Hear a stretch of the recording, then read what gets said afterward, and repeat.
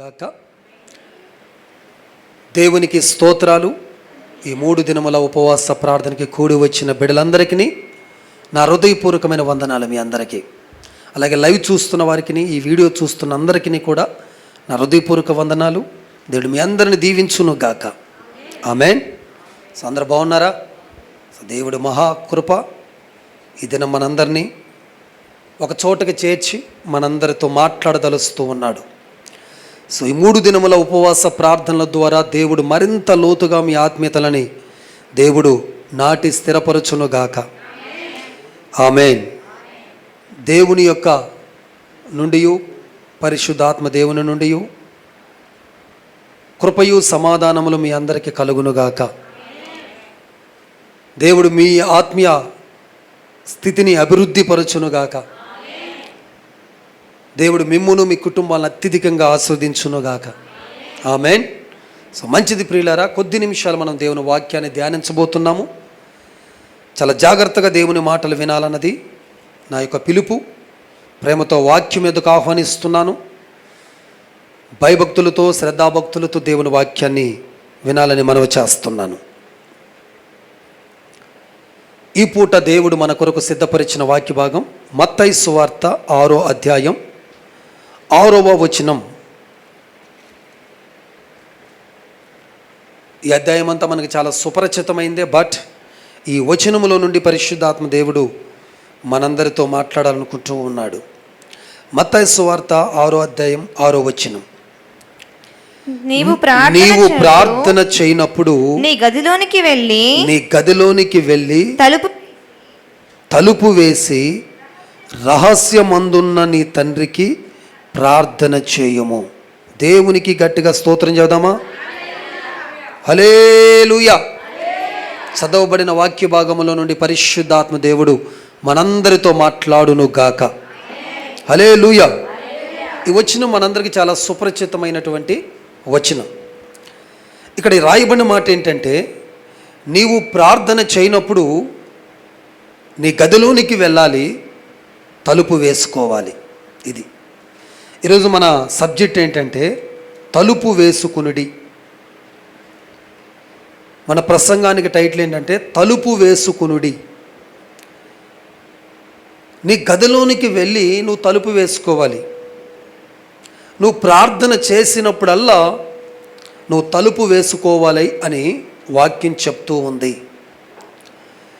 అదేవిధంగా యావేలు గ్రంథం 2వ అధ్యాయం 16వ వచనాన్ని మీరు నోట్ చేసుకుంటే ఇక్కడ ఏముంటుందంటే, పెళ్లి కుమారుడు అంతఃపురములో నుండి పెళ్లి కుమార్తె గదిలో నుండి రావాలి అని అక్కడ మనం చూస్తాం. ఇక్కడ కూడా ఒక గది కనపడుతుంది. పెళ్లి కుమార్తె ఎక్కడి నుంచి రావాలి అని అంటే గదిలో నుంచి రావాలి. హల్లెలూయా. పెళ్లి కుమార్తె గదిలో ఏం చేస్తూ ఉంటుంది అని అంటే సిద్ధపడుతూ ఉంటుంది. ఇక్కడ పెళ్లి కుమార్తె ఎవరంటే సంఘం, వధువు సంఘం. అంటే సంఘం అంటే నీవు నేను గదిలో ఉండాలి. ఆ గదిలో తలుపు వేసుకోవాలి. ఆ గదిలో ఏం చేయాలి అని అంటే సిద్ధపడుతూ ఉండాలి, ప్రార్థన పూర్వకంగా సిద్ధపడుతూ ఉండాలి. క్రీస్తు రాకడికి మనం సిద్ధపడుతూ ఉండాలి. యేసులో ఫలభరితమైన జీవితాన్ని జీవించటానికి సిద్ధపడుతూ ఉండాలి. ఆయన యొక్క కార్యాలు వివరించటానికి, ఆయన నామాన్ని ఘనపరచటానికి, ఆయన యొక్క ప్రేమను అనేకులకు ప్రకటించటానికి అన్ని విధములుగా మనము గదిలో సిద్ధపడుతూ ఉండాలని వాక్యం చెప్తూ ఉంది. దేవుని స్తోత్రం. హల్లెలూయా. సో ఈ 2 వచనాలలో గదిని గూర్చిన మాటలు మనము వింటాం. దేవుని స్తోత్రం. తలుపులు వేసుకుని ఏం చేయాలి అనే మాటను మనం గమనిస్తే, ప్రార్థన చేయాలి. హృదయం అనే గదిని మనం ఎప్పుడైతే క్లోజ్ చేస్తామో అప్పుడు యేసయ్యను గూర్చి ఎక్కువగా మనము తలస్తాం. యేసయ్యను గూర్చిన ఆలోచన ఎక్కువగా మనం చేయగలుగుతాం.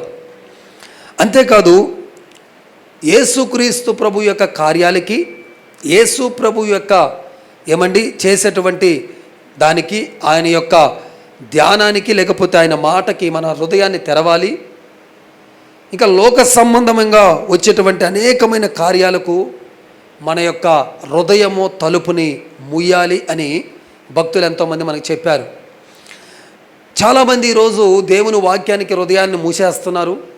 లోక సంబంధమైన అనేక కార్యకలాపాలకి హృదయాన్ని తెరుస్తూ ఉన్నారు. నేను ఎప్పుడు చెప్తూ ఉంటాను ఒక మాట, దేవుని వాక్యాన్ని తెరవబడిన హృదయంతో వాక్యం వినాలి. అప్పుడే ఆ మాట మన హృదయంలోకి వెళుతుంది.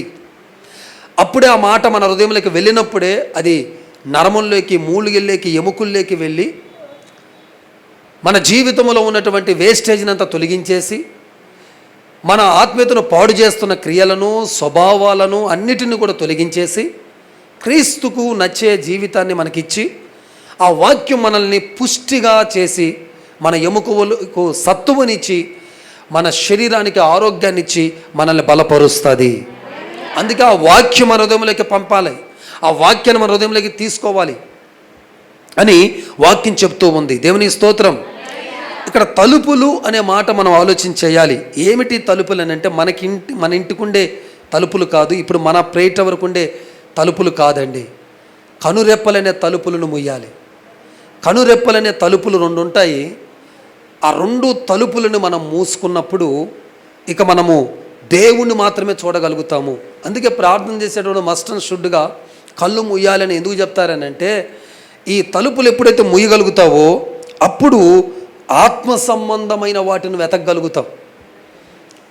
ఆత్మ సంబంధంగా నీ ఆత్మీయతను పెంపొందించే, నీ ఆత్మీయతను అభివృద్ధిపరిచే, నిన్ను ప్రగతి పదంలో నడిపించే, లేకపోతే నీ ఆత్మీయ రేంజ్ని పెంచే, లేకపోతే దేవులో నీ ఆసక్తిని పెంచేటువంటి అవన్నీ కూడా ఈ తలుపులు మూసినప్పుడు ఏమండి మనకి చాలా విషయాలు దేవుడు తెలియజేస్తాడు. అయితే ఇక్కడ రాయబడిన మాట ఏంటంటే, మనం కనుక ఆ తలుపులను ముయ్యకపోతే మన జీవితాన్ని పాడు చేసే అనేకమైనవి ప్రవేశిస్తాయి అంతరంగంలోకి.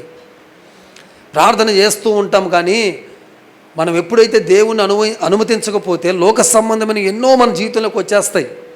అవి వచ్చేసి ఏం చేస్తూ ఉంటాయి అంటే వాక్యం సరిగా విననీయవు, ప్రార్థనలు సరిగా ఉండనీయవు, వాక్యాన్ని సరిగా చదవనీయవు.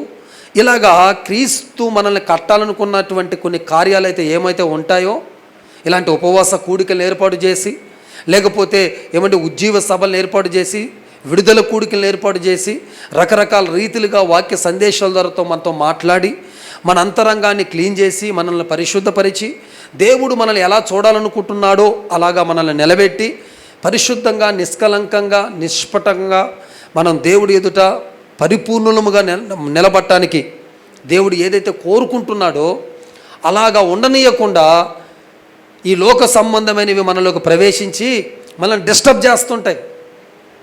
అందుకే తలుపులు వేసుకునే సమయం వచ్చింది అంటున్నాడు దేవుడు. హల్లెలూయా.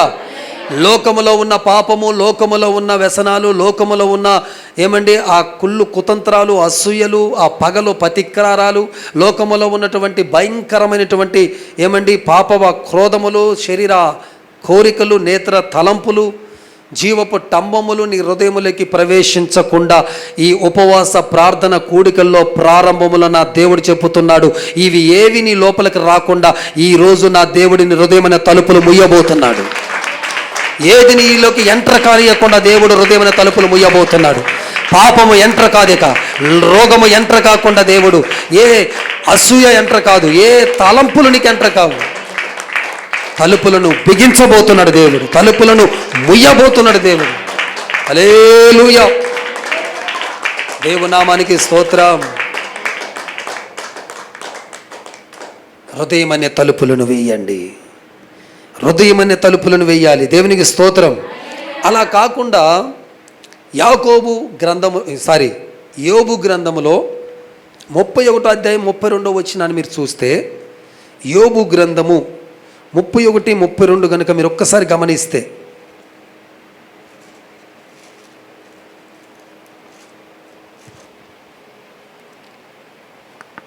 పరదేశిని వీధిలో ఉండనీయక నా ఇంటి వీధి తలుపులు తెరచితిని కదా. తెరిచితిని. చాలమ్మా.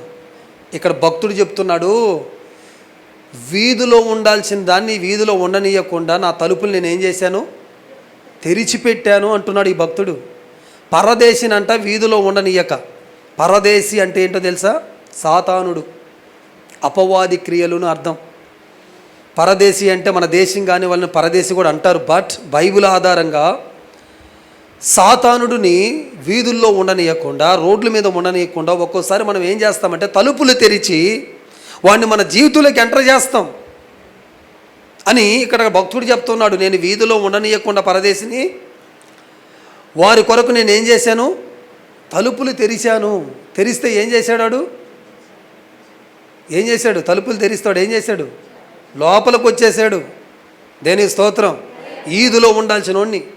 కొందరు నేను చూస్తుంటాను, ఈదులో ఉండాలి రోగాల్ని, ఈదులో ఉండాల్సిన సమస్యల్ని, ఈదులో ఉండాల్సిన దరిద్రాన్ని తలుపులు తెరిచి మరి ఇంట్లోకి పిలుచుకుంటారు. తలుపులు తెరిచి మరి రామ్మరా, చాలామంది ఉన్నారు, రా మా ఇంట్లోకి రా. దరిద్రాలు, రోగాలు, దెయ్యాలు, మంత్రాలు, తంత్రాలు ఇవన్నీ ఈదులో ఉండాల్సినవి. ఎక్కడ ఉండాలి ఇవి?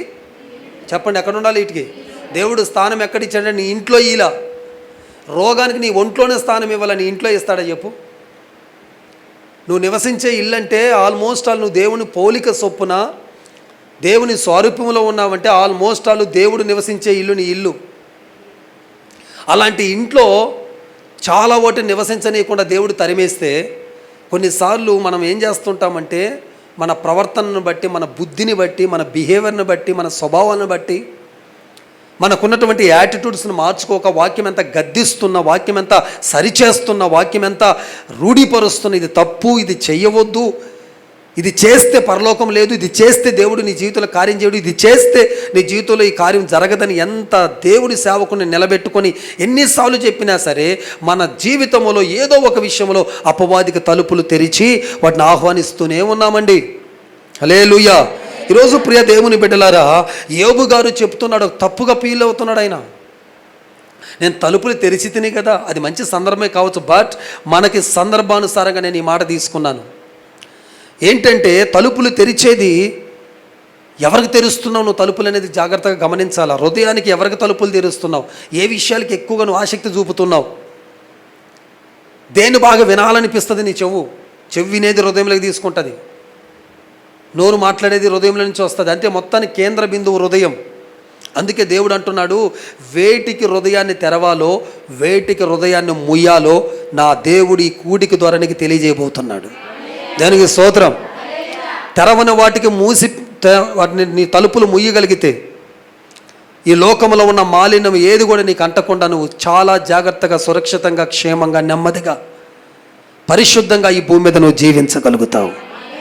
ఈ మాటలు వింటున్న దైవ జనాంగమా, దేవుడు నీతోనే సూటిగా మాట్లాడుతూ ఉన్నాడు. ఇప్పటికే నువ్వు చాలా ఓటికి తలుపులు తెరిచి దరిద్రాన్ని, శాపాన్ని, రోగాలను, దెయ్యాలను, మాంత్రిక శక్తులను నీ ఇంట్లో పెట్టుకుని నానా ఇబ్బందులు పడుతున్నావు. ఈరోజు ఈ వాక్యం ద్వారా నువ్వు సరిచేయబడి, నా తండ్రి నేను ఎప్పటికి తెరవనయ్యా, నీకు మాత్రమే, నీ వాక్యానికి మాత్రమే, నీ సన్నిధికి మాత్రమే నేను తలుపులు తెరుస్తానని దేవుడు ఎదుట నువ్వు గనుక ఈ ఉదయం మధ్యాహ్న కాలం ఒప్పుకోగలిగితే నా దేవుడు ఇంకా ఎన్నడూ లోకాన్ని, లోక క్రియల్ని, రోగాల్ని, దెయ్యాల్ని, మంత్రాలను, తంత్రాలను నీ ఇంట్లోకి రానియకుండా నా దేవుడు గట్టిగా నీ తలుపులు ముయ్యబోతున్నాడు.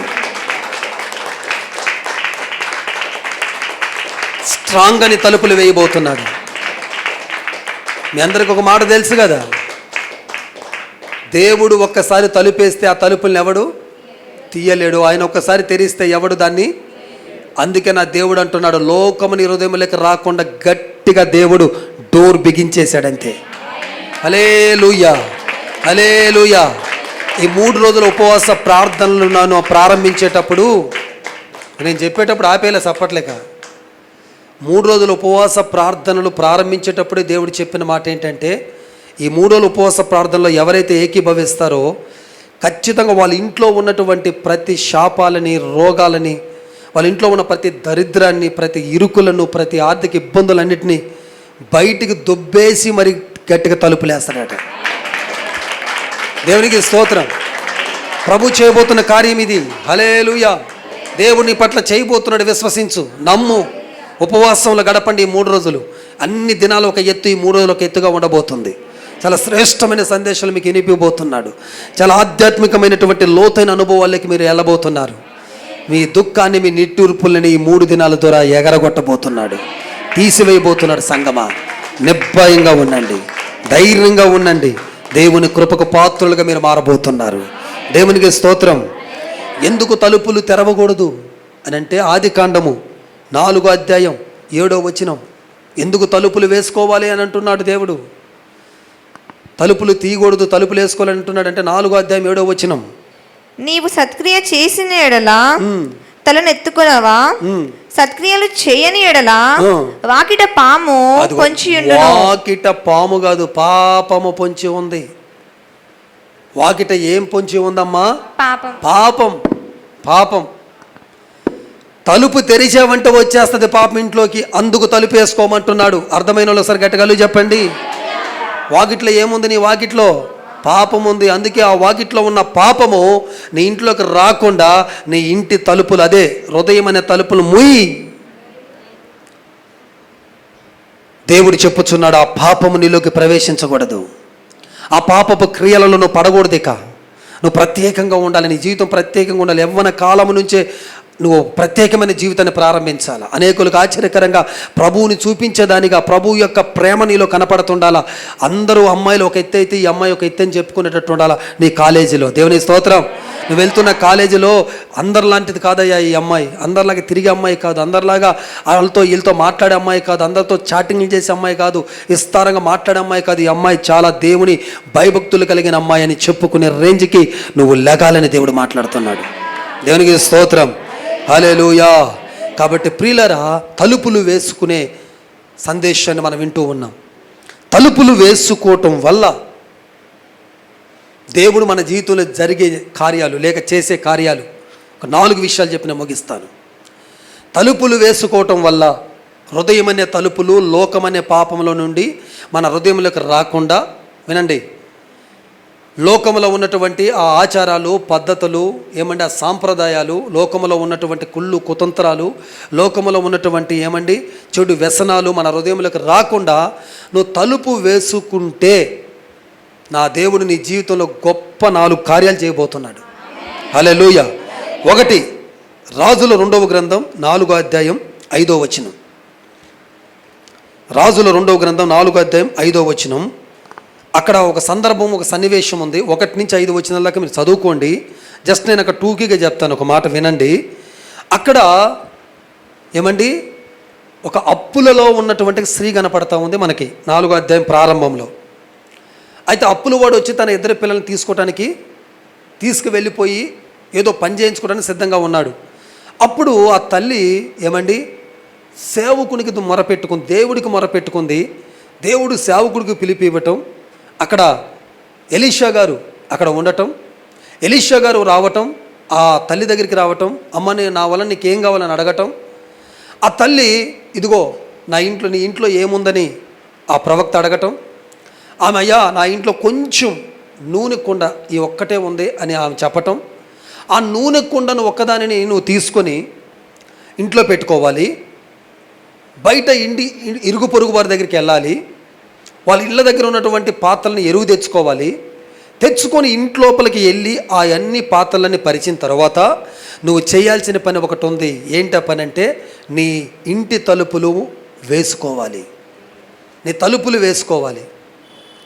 తలుపులు వేసుకుని అప్పుడు నీ కుండలో ఉన్న కొంచెం నూనెని నువ్వు ఆ పాత్రలో పోసుకుంటూ వెళ్తుండాలి అని ప్రవక్త చెప్పాడు.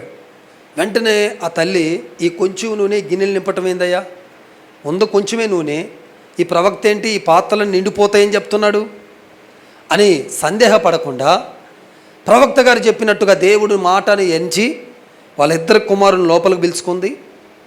అన్ని పాత్రలన్నీ ఎరువు తెచ్చుకుంది. అంటే ఇప్పుడే ఇస్తానమ్మా మళ్ళీ ఇస్తానమ్మా అడిగి తెచ్చుకుంది. అన్నీ పరుచుకుంది. ఒక విషయం మాత్రం మర్చిపోలేదు, తలుపులు వేసుకోవటం మర్చిపోలేదు.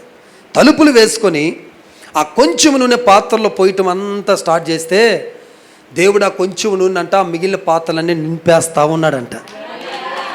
హల్లెలూయా. ఇక్కడ మీరు రాసుకోవాల్సిన మాట ఏంటంటే తలుపులు వేసుకోవటం వల్ల ఖాళీ కుండలు నింపబడతాయి. అంటే దాని అర్థం ఏంటంటే మీ అక్కర్లన్నీ తీర్చబడతాయి. ఇది మొదటి ఆశీర్వాదం. దేవుడు నీకు ఇవ్వబోతున్న మొదటి ఆశీర్వాదం ఏంటంటే మీ అక్కలు తీర్చబడతాయి. ఆ తల్లిగారు ఎప్పుడైతే తలుపు వేసుకొని ఆ కొంచెం నూనెని తీసుకొని పాత్రలో పోయటం ప్రారంభించిందో పాత్రలు నిండిపోయినాయి. ఆ తర్వాత జరిగిన సంఘటన ఏంటో తెలుసా? ప్రవక్తకు మళ్ళా మొరపెట్టుకుంటే ప్రవక్త గారు చెప్పారు, అవన్నీ అమ్ముకునమ్మా, నీ అప్పులు తీర్చేసుకొని నీ అవసరాలని తీర్చుకున్నాడు. అంతగా దేవుడు దీవించాడు. హల్లెలూయా. ఎందుకు ఈరోజు దేవుడు తలుపులు వేసుకొని అంటున్నాడు నీతో అంటే, నీ అక్కలు తీర్చాలని దేవుడు ఆశపడుతున్నాడు. ఎన్నో అక్కర్లు ఉన్నాయి నీకు, ఎన్నో అవసరాలు ఉన్నాయి నీకు, ఎంతో మొరపెడుచున్నావు. నాకు అది కావాలి యేసయ్యా, నాకు ఇది కావాలి యేసయ్యా, ఇదిగో నా పిల్లల్ని ఈ విషయంలో దీవించున్నాయనని ఎన్నెన్నో ఎన్నెన్నో ఎన్నెన్నో అడుగుతున్నావు. అవి తీరాలి అంటే ఈ రోజు నుంచి లోకము నీ లోపలికి రాకుండా హృదయం అనే తలుపులు వేసుకుంటే నా దేవుడు ఆ యొక్క విధవరాలు పక్షాన చేసిన కార్యము నీ పక్షాన చేసి నీ అక్కర్లన్నిటిని నా దేవుడు ఈ దినము కూడిక ద్వారా తీర్చబోతున్నాడు. నీ అక్కలు తీర్చబడబోతున్నాయి. ఏ అక్కర్లతో ఉన్నారో మీరు, మీ అక్కలు తీర్చబడబోతున్నాయి. క్రీస్తు యేసు మహిమ ఐశ్వర్యములో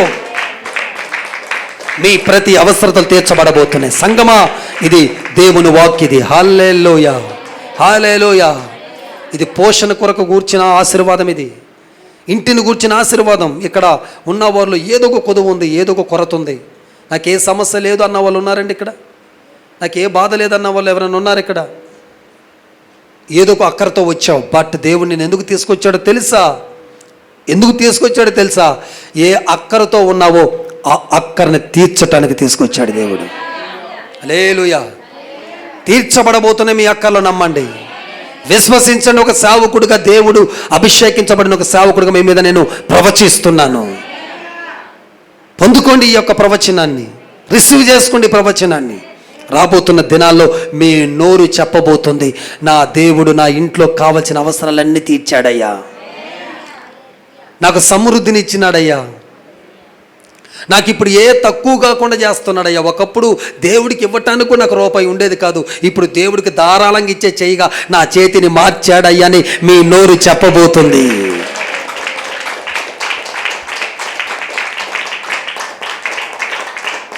దేవునికే మహిమ కలుగునుగాక. రెండో విషయం, అదే 2వ రాజుల గ్రంథం, అదే 4వ అధ్యాయం 33వ వచనాన్ని నోట్ చేసుకోండి. రెండో విషయం, రెండో ఆశీర్వాదాన్ని చూద్దాం. తలుపు వేసుకున్నట ద్వారా రెండో ఆశీర్వాదాన్ని చూద్దాం. తానే లోపలికి పోయి వారిద్దరే లోపల నుండి ఉండి తలుపు వేసి యెహోవాకు ప్రార్థన చేసి మంచం మీదకి ఎక్కి బిడ్డ మీద తన్ను చాచుకొని పడుకున్నాడు. సరే అమ్మా, సరే. ఇక్కడ జాగ్రత్తగా వినండి. ఇదే ఎలీషా గారి జీవితంలో జరిగిన సంభాషణ. సునేమిరాలు ఈమె ఎలీషా గారికి ఒక స్థలం ఇచ్చింది. ఆ స్థలం ఇవ్వటాన్ని బట్టి, అమ్మ నీ కొదువేంటి, నీ కొరత ఏందని అడిగాడు. అయ్యా నాకు ఇది కొదువుగా ఉందని గమనించాడు. ఆయన చెప్పలేదు కానీ గమనించాడు. అప్పటికే ఆమెకి పిల్లలు లేనటువంటి కొరత ఉంది. దేవుడు ఆ కొరతను గుర్తించి ఎలీషా ప్రవక్త ద్వారా మాట అనిపించి, వచ్చే ఏటకల్లా నువ్వు చక్కని కుమారుని కనబోతున్నావని చెప్పిన మాట తీరుగా ఆమెకి మంచి కుమారునికి జన్మనిచ్చింది. కొద్ది కాలానికి ఈ కుమారుడికి చిన్న జబ్బు వచ్చి చనిపోయాడు. ఇప్పుడు ఆ తల్లి చాలా వేదంతో గురైపోతుంది. నేను అడిగానా కుమారుణ్ణి, నేను అడగకముందే ఇచ్చావు, ఇప్పుడు చూడు పెంచుకునేసరికి ఆ కుమారుని తీసేసుకున్నావు అని ఎంతో రోధిస్తూ ఉందా తల్లి. ఆ టైంలో ఆ కుమారుడి యొద్దకు ఎలీషా గారు వెళ్ళాడండి. ఇంట్లోకి వెళ్ళాడు. ఇంట్లోకి వెళ్ళిన తరువాత అతను చేసిన మొదటి పని ఏంటంటే తలుపు వేసుకున్నాడు. ఇది తలుపులు వేశాడు. ఇక ఏది కూడా లోపలికి రానికుండా, దురాత్మ శక్తులు ఏది ఎంటర్ కానికుండా తలుపులు వేసుకోవటం వల్ల ఇంకేం కనపడదు బయట. తలుపులు వేసుకుంటే ఇక బయట ఏం జరుగుతుందో మనకు అర్థం కాదు. ఇక అది దాని అర్థం.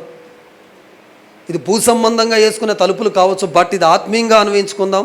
ఇటు భూ సంబంధంగా రెండు పక్కల వాళ్ళు వేసింది భూ సంబంధమైన తలుపులే, బట్ అక్కడ చాలా అంతరంగమైన ఆత్మీయత ఉంది. అతడు ఇంక ఏది ఎంటర్ కాకుండా తన ఆత్మీయతనే తలుపుని వేసుకొని, తన హృదయమైన తలుపుని వేసుకొని వెళ్ళి తన మీద సాష్టాంగా అలా పడి అలా పడుకోగానే ఎంతో సమయం నుంచి కనీసం ఊపిరాడనటువంటి బిడ్డ వెంటనే దిగ్గున తుమ్మి లేచెను అనే మాట మనం చూస్తున్నాం. రెండో కార్యం ఏంటంటే, ఈ రెండో విషయం ఏంటంటే తలుపు వేసుకోవటం ద్వారా ఏమండి మరణ ఛాయలు జీవపు ఛాయలుగా మారిపోతాయి. మరణ ఛాయలు. ఇది శారీరక మరణమే కాదు. నేను చచ్చిపోవట్లేదు, నేను బాగానే ఉన్నాను అనుకోవచ్చు, కానీ చాలామంది ఆత్మీయుల యొక్క ఆత్మీయత చచ్చిపోతుంది. ఆ మధ్యకాలంలోనో ఒక పాస్టర్ గారట, సంఘానికి ఎంత చెప్పినా ఉద్యోగం రావట్లేదు, సంఘానికి సమయం చెప్పినా రావట్లేదట. ఎంత చెప్పినా వినకపోయేసరికి ఏం చేస్తావు, ఈ సంఘం చచ్చిపోయింది అనుకుని తనే ఒకసారి ఇక సంఘ ఆత్మీయతలు చచ్చిపోతున్నాయి బిడ్డల్లో. అందుకే ఒకరోజు ప్రార్థన కూడికని అనౌన్స్మెంట్ చేస్తున్నట్ట మైక్లో, అమ్మ మన సంఘ బిడ్డలో ఒకరు చనిపోయారు, అందరూ ఈ పలానా సమయానికి బెరియలు ఉంటుంది, అందరు రాండి అని. సో ఎవరు చనిపోయారబ్బా అందరూ అనుకుంటా ఉన్నారు. ఒక పెద్ద బాక్స్ తెచ్చి ఆడ పెట్టాడు. ఆ బాక్స్కి పెద్ద మిర్రర్ పెట్టాడు. ఇక వస్తున్నారు ఒక్కొక్కరు లైన్గా. ఆ బాక్స్ పెట్టి సంఘం చచ్చిపోయింది అంటే ఎవరు చచ్చిపోయారని అందరికి ఆతురతుకున్నారు. ఎవరున్నారో దాంట్లోని ఎవరికి తెలియట్లా. ఎల్లమ్మ బాగుందా, పుల్లమ్మ బాగుందా, సుబ్బమ్మ బాగుందంటే అందరూ బాగున్నారు. దేనికి స్తోత్రం. అయితే ఎవరబ్బా దీంట్లో ఉంది, ఎవరు దీంట్లో ఉన్నారంటే ఇప్పుడు ఒక్కొక్కరు పోయి చూస్తుంటే ఆ మిర్రర్లో వారి ముఖమే కనపడుతుందట. ఇప్పుడు ఎవరు చచ్చిపోయారు, ఆ మిర్రర్లు ఎవరు కనపడతారో వాళ్ళు చచ్చిపోయారు. అందరూ చూసిపోయి ఎవరు కనపట్లే, మాకు ఎవరు కనపట్లేదు, ఏంది పాస్టర్ గారు ఇంత మోసం చేసినవని అంటే, ఎవరు కనపట్లేదా నీకు, సరే అద్దం కాడకు పోయి చూడంటే ఆమె రూపమే కనపడుతుందట. నేనే కనపడుతున్నాను కానీ నాకు ఎవరు కనపడలేదంటే నువ్వే చచ్చిపోయినావు బిడ్డ అని చెప్పాడంట. సంఘం చచ్చిపోయింది, అందుకే ఈ కూడికి పెట్టాను నేను. మృతతుల్యమైపోయింది ప్రార్థనలో. అప్పుడున్న రోషం లేదు, అప్పుడున్న ప్రార్థన లేదు, అప్పుడున్న భక్తి లేదు, అప్పుడున్నటువంటి తృష్ణ లేదు, అప్పుడున్నటువంటి ఆశ లేదు సంఘానికి. ఆ తరువాత అందరికి మేలుకొలుపు వచ్చి అందరూ కన్నీరు విడిచి అక్కడ ప్రార్థన చేసుకొని, తండ్రి నన్ను క్షమించు, ఈరోజు నేనే చచ్చిపోయాను, నన్ను బతికించని కన్నీరు గార్చి ప్రార్థన చేస్తే దేవుడు ఆ సంఘాన్ని ఉజ్జీవ కలిగిన సంఘంగా మార్చేశాడు. ఈరోజు ఆ రోజు ఆ సంఘము 40 మంది పాస్టర్ గారు చేసినప్పుడు, ఈరోజు ఈ సంఘం 20,000 మంది ఉంది ఇప్పటికి. ఆ సంఘం దేనికి స్తోత్రం. అంటే మరణం అంటే శరీరానికే కాదండి, ఆత్మీయతకు మరణం. ప్రార్థనలకు కొంతమంది ప్రార్థనలు, వాక్యం చదవటాలు, వాక్యం వింటాలు మర్చిపోయారు. ఆ నమ్మకము, ఆ విశ్వాసం, దేవుల్లో ఉన్నటువంటి ఆ భక్తి, ఇవన్నీ మరణించినాయి. ఈరోజు నా దేవుడు ఈ కూడిక ద్వారా నా దేవునితో మాట్లాడుతూ ఉన్నాడు. బిడ్డా, నువ్వు హృదయం అనే తలుపులు వేసుకుంటూ ఉండగా ఏ విషయాలు నువ్వు మృతతుల్యమైపోయినావు, ఎక్కడ నువ్వు పడిపోయి ఉన్నావు, ఎక్కడ నువ్వు జారిపోయి ఉన్నావు, ఏదైతే నువ్వు చల్లగా అయిపోయి ఉన్నావు, ఏ ఆత్మీయతలైతే నువ్వు పడిపోయి ఉన్నావో వాటన్నిటిలో నుంచి, ఆ మరణ ఛాయలో నుంచి నా దేవుడు నిన్ను జీవపు స్థాయిలోకి నేను తీసుకురాబోతున్నాడు. జీవము కలిగిన బిడ్డగా మారబోతున్నావు. నీలో ఉజ్జీవం రగలబోతుంది. ఈరోజు నుంచి మాటలు వింటుండగానే దైవిక ఉజ్జీవం రగులుకోవాలి. ప్రార్థనలో ఉజ్జీవం రావాలా, విశ్వాసంలో ఉజ్జీవం రావాలా, సేవకుల్లో ఉజ్జీవం రావాలా, కలవరితగ మినిస్ట్రీస్లో ఉజ్జీవం రావాలా. సంఘం ఉజ్జీవించబడాలా. కలవరితగ మినిస్ట్రీలో ప్రతి బిడ్డ ఉజ్జీవించబడాలా. చిన్నలు, పెద్దలు, వృద్ధులు అందరూ ఉజ్జీవించబడాలి. హైదరాబాద్ పట్టణంలో, జిల్లాలో కూడా అనే ప్రాంతం నుంచి ఈ తెలంగాణ ప్రాంతానికి ఉజ్జీవం రగులుకోవాలి. దేనికి స్తోత్రం. మరణ ఛాయలో ఉండొద్దు, మరణాల్లో ఉండొద్దు. ప్రార్థించండి, లెగండి, రోధించండి, స్తుతించండి. ఇల్లు నాశనం అయిపోతుంది, పిల్లలు నీ మాట వినకుండా అయిపోతూ ఉన్నారు, అప్పులు పెరిగిపోతున్నాయి, రోగాల శాతం పెరిగిపోతుంది, నీరసం పెరిగిపోతుంది, నీ పిల్లలు మరణానికి, మృత్యువుకు దగ్గరలో ఉన్నారు. తల్లి, నువ్వు రోధించు బిడ్డ. నీ పిల్లల కొరకు, నీ కుటుంబం కొరకు, పడిపోయిన నీ ఆత్మీయత కొరకు నువ్వు ప్రార్థన చేయి. సాష్టాంగపడి దేవుడి దగ్గర ప్రార్థన చేయి. యేసు నామములో పడిపోయి మరణ ఛాయలో ఉన్నవన్నీ దిగ్గున లేచి నిలబడబోతున్నాయి. దేవునికి మహిమ కలుగునుగాక. హల్లెలూయా, హల్లెలూయా. జీవములో నుంచి మరణంలో నుంచి జీవంలోకి దాటబోతున్నారు మీరు. మీ ఆత్మీయత ఈ రోజు నుంచి నెక్స్ట్ లెవెల్లో ఉండబోతుంది. రెస్టోరేషన్, నింపుదల జరగబోతుంది. దేవుడు మీ హృదయాలను నింపబోతున్నాడు.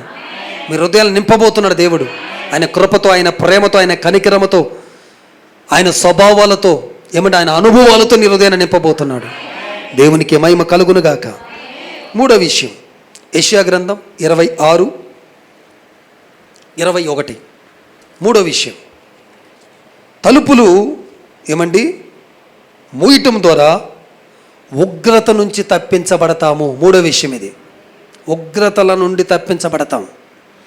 రాబోవు కాలము ఏమిటయ్యా అంటే బైబిల్ చెప్తుంది, రాబోయే కాలము ఉగ్రత కాలం అంటుంది. రాబోయే కాలము శోధన కాలం అంటుంది బైబిల్. మరి ఈ శోధన కాలాల్లో, ఈ ఉగ్రత కాలాల్లో, ఈ ఉగ్రతలో పడకుండా, ఈ ఉగ్రతల్లో నువ్వు చిక్కుకోకుండా, ఈ ఉగ్రతల్లో నీవు నీ కుటుంబం ఉండకుండా ఉండాలి అని అంటే ఇదిగో హృదయం అనే తలుపులను ముయ్యటం ఈ రోజు నుంచి నువ్వు ప్రారంభించాలి. అప్పుడే ఉగ్రత నుంచి తప్పించబడతావు. భయంకరమైన ఉగ్రతలు రాబోతున్నాయి భూమి మీద. భయంకరమైనటువంటి వైరస్లు రాబోతున్నాయి. భయంకరమైనటువంటి మరణ వార్తలు మనం వినబోతున్నాం. ఆ ప్రాంతంలో భూకంపం వచ్చిందట, ఆ ప్రాంతంలో ఇంతమంది చనిపోయారంట అనే వార్తలు మన చెవిలో పడబోతున్నాయి. వాటిల్లో నువ్వు పడకుండా ఉండాలంటే 10,000 మంది కూలిపోతారు. హృదయమైన తలుపులు తెరిచిన మూసిన వాడు ఏమంటాడంటే, నా పక్కన ఎంతమంది పడిపోయినా నాకేం కాదంటాడు. హృదయమైన తలుపులు మూయినవాడు ఏమంటాడు తెలుసా, 10,000 మందిలో నేను కూడా కూలిపోయినాను అంటాడు. దేవునికి స్తోత్రం. నా పక్కన 1000 మంది పడిపోయారు, ఆ 1000 మందిలో నేను కూడా ఉన్నాను అంటాడు. హృదయమైన తలుపులు మూసినవాడు ఏమంటాడు చెప్పండి, 1,00,000 మంది పడిపోయారు, అందులో నేను లేనంటాడు. చివరికి ఏం చెప్పాలి నువ్వు లాస్ట్కి? అందులో ఉంటావా, అందులో లేకుండా ఉంటావా? ఉండాలంటే హృదయం అనే తలుపులు మూసి దేవుడికి హృదయాన్ని తెరువు, లోకానికి హృదయాన్ని మూసేయి.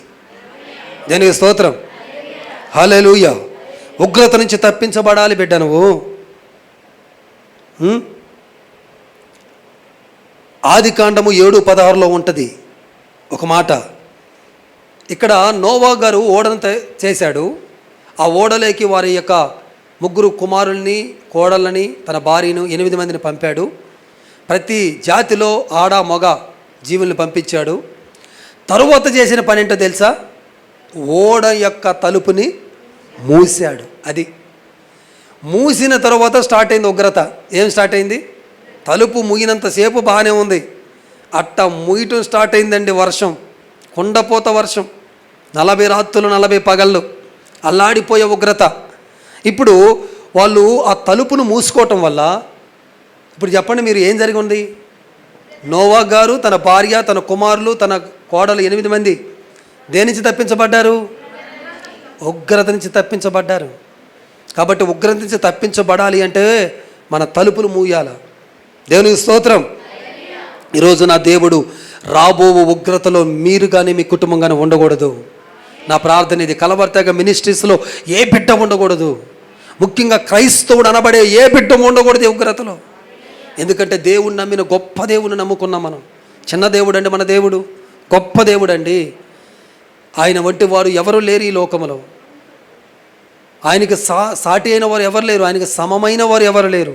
సాటి లేని, సమమం లేనిటువంటి దేవుని నమ్మిన మనము ఉగ్రతలో పడిపోతే ఎంత అవమానకరం, ఎంత అవమానకరం. నా బిడ్డ ఉగ్రతలో పడిపోయిందని నువ్వు కాలేదుగాక దేవుని బాధ పెట్టేవారంగా మనం ఉంటాం.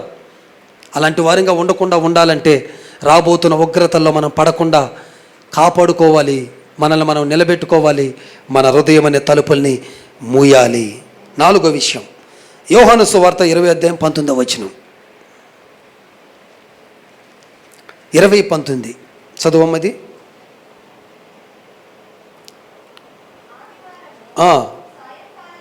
సాయంకాలమున భయపడి తని కూడి ఉన్న ఇంట తలుపు మూసుకొని ఉన్నారు. అది బాగా నోట్ చేసుకోండి. ప్రతి మాటలో ఏమొస్తుంది మనకి? ఓకే. యేసు వచ్చి మధ్యన నిలిచి నీకు సమాధానము కలుగునుగాకని చెప్పెను. 4వ కార్యం ఏం జరుగుతుందంటే తలుపు వేసుకోవటం ద్వారా సమాధానము కలుగుద్ది. వీళ్ళు ఎందుకు తలుపులు వేసుకున్నారని అంటే ఇక లోకాన్ని చూడకుండా తలుపు వేయటం వలన బయట వాతావరణం కనపడదు, బయట ఏం జరుగుతుందో కనపడదు, లోపల ఉన్న యేసయ్య మాత్రమే కనపడతాడు. హల్లెలూయా. యేసయ్యను చూసే కన్నులు మీ కన్నులుగా మార్చబడును గాక. యేసయ్య ఒక్కనే మీరు చూస్తూ ఉండిపోవాలి. అలాగే తనివి తీరనంతగా దేవుని చూస్తుండాలా. సమయం దొరికినప్పుడల్లా దేవుడితో గడపడానికి ఇష్టపడుతుండాలా. దేవుడిలో ఉండటానికి, దేవుడితో పాటు నడవటానికి, దేవుని హృదయంలో పెట్టుకొని ఆయన ఊహగానాలు ఆయన్ని తలంచుకుంటూ ఆయన్నే ఊహించుకుంటూ దేవుని గడపతుండాల. అలాంటి దేవుడు తలుపులు మూసిన వెంటనే తండ్రి మన మధ్యలోకి వచ్చి, మన ఇంట్లోకి వచ్చి సమాధానాన్ని ప్రకటిస్తూ ఉంటాడు. సమాధానం 2 విధములుగా జరుగుద్ది. ఒకటి, నీ ఇంట్లో నీకు, నీ పిల్లలకి, నీకు, నీ భర్తకి, నీకు, నీ కుటుంబానికి సమాధానం కలుగుద్ది. రెండోది, నువ్వు చేయు ప్రార్థనకి, నువ్వు చేయు ప్రతి ఆరాధనకి సమాధానం కలగద్ది. 2 విధములైన సమాధానం నా దేవుడు నీకు జీవితంలో కలుగు చేస్తాడు. ఎవరైతే హృదయమును దేవుడికి తెరిచి, ఎవరైతే హృదయాన్ని లోకానికి మూసేస్తారో వారి ఇంట్లో సమాధానం, వారి ఒంట్లో సమాధానం, వీధిలో సమాధానం, బయట సమాధానం, ఉద్యోగంలో సమాధానం, వ్యాపారంలో సమాధానం, ఎక్కడికి పోయినా సమాధానమే. వాళ్ళ ఇంట్లో ప్రార్థన చేసిన సమాధానం వస్తుంది, వీధిలో ప్రార్థన చేసిన సమాధానం వస్తుంది, ఇలాంటి గుడిలో ప్రార్థన చేసిన సమాధానం దొరుకుతుంది. ఎక్కడ ఉండి చేసిన సమాధానం పొందుకుంటారు. అంటే ఆన్సర్, సమాధానం అంటే ఏంటిది? ఆన్సర్, ఉత్తరాన్ని పొందుకుంటారు. దేని స్తోత్రం. కాబట్టి 4వది ఇది. ప్రియులరా, ఒకటి చెప్పండి, మనం తలుపులు ముయ్యటం వల్ల ఒకటి ఏం జరుగుద్దంటే మన అక్కర్లన్నీ తీర్చబడతాయి. రెండోది, మనం తలుపులు ముయ్యటం వల్ల మరణ ఛాయ జీవపు ఛాయలోకి మారిపోద్ది. మూడోది, మన తలుపులు ముయ్యటం వల్ల ఉగ్రత నుంచి తప్పించబడతాం. 4వది, మన తలుపులు మూసుకోవటం వల్ల సమాధానము కలిగిన వారమై జీవిస్తాము. హల్లెలూయా. ఇట్టి కృప త్రియేక దేవుడు మనందరికి దయచేయును గాక. ఈ రోజు నుంచి మనం తలుపులు మూసుకుని దేవుడికి మాత్రమే తలుపులు తెరచుదుము గాక. గదిలోకి వెళ్ళిన ప్రతిసారి ప్రార్థనకు మోక